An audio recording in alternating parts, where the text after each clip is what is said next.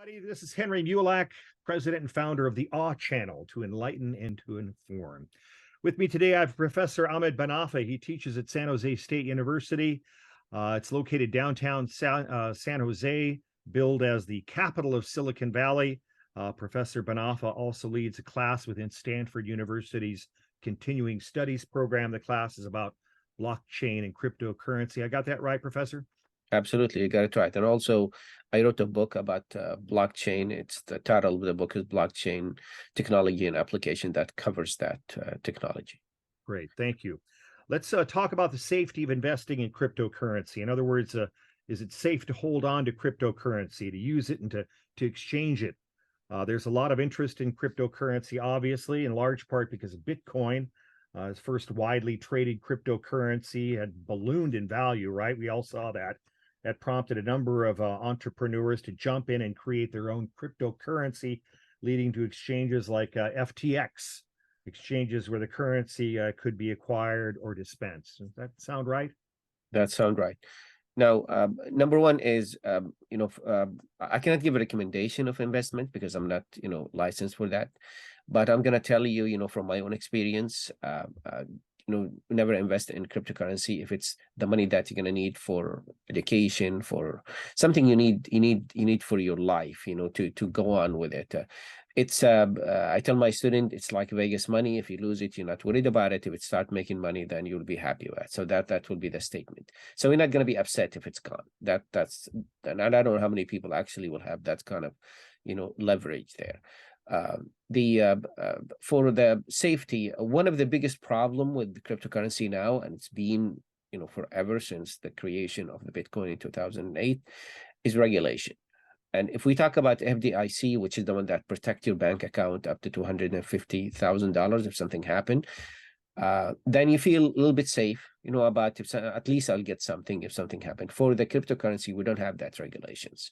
The only regulation we have from the government is with the IRS, and you see it in the 1040. There's a question about it. Have you ever, bought or sell or owned cryptocurrency? Other than this one is still, the White House looking at it, the Congress looking at it to see how they can deal with it. So if there is no regulation, then it's the Wild West. It's basically, it depends on how sincere is the people who are dealing with it. It depends on the reaction and the action of the users. So it's a highly risky, speculative environment. So with that in mind, let's get to the FTX issue.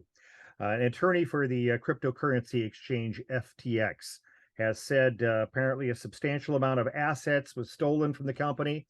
This is obviously big news. FTX filed for bankruptcy as thousands tried to get their assets back.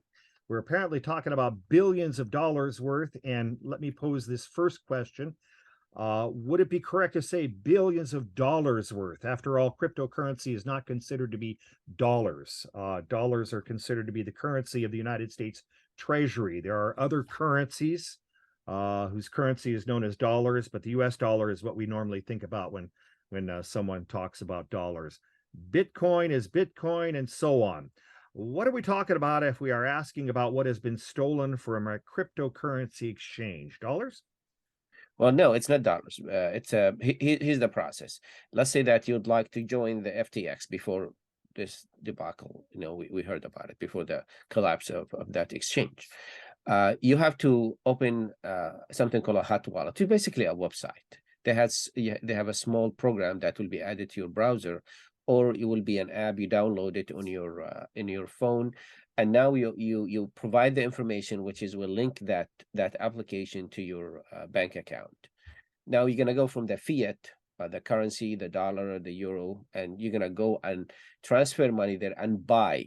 What are you gonna buy? You're gonna buy Bitcoin. You're gonna buy Ether. You're gonna buy their own FTT, which is the token that created by the exchange.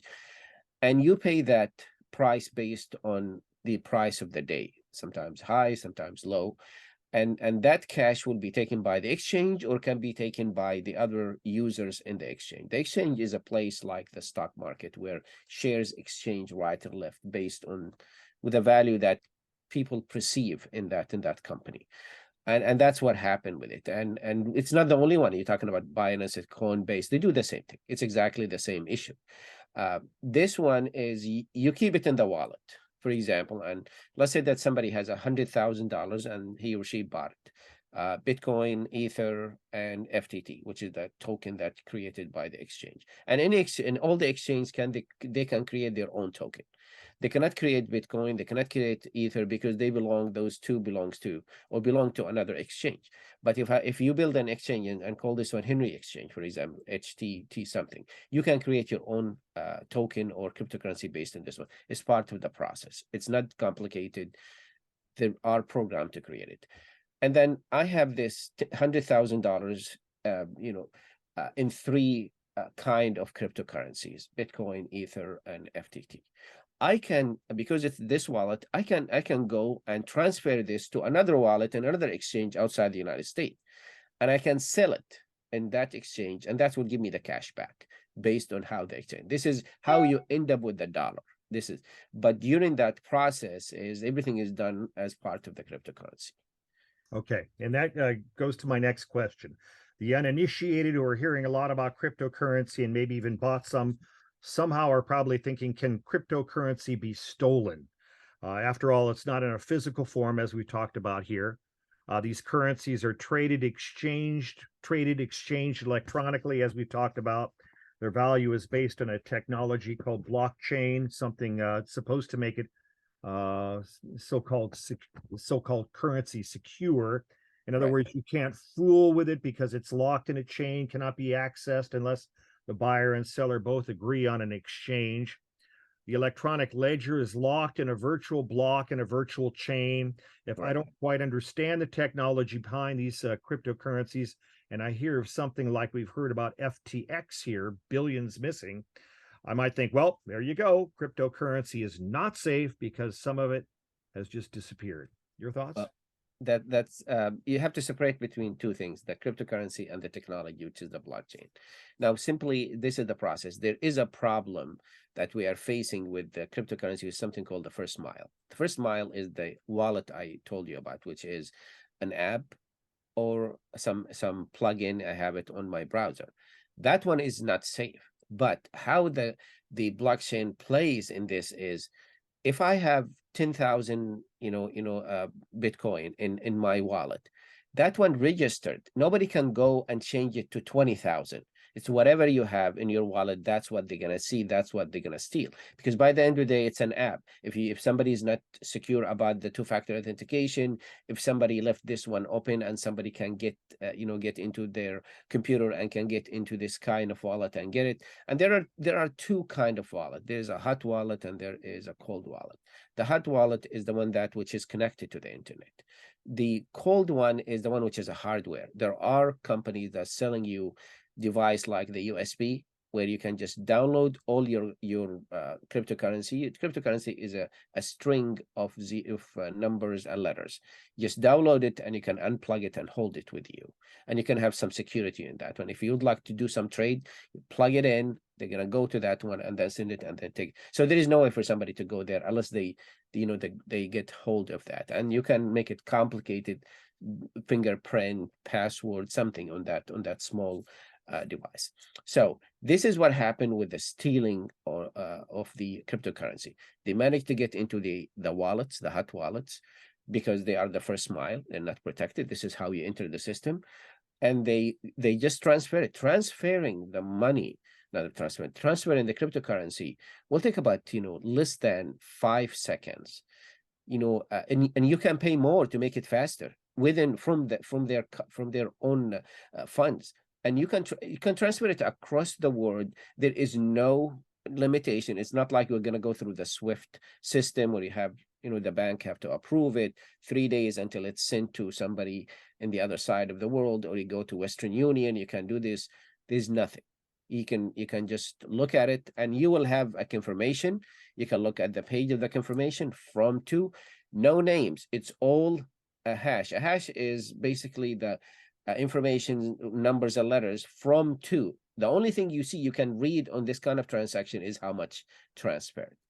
That's the information available that will make sense to you. The other is just numbers and letters.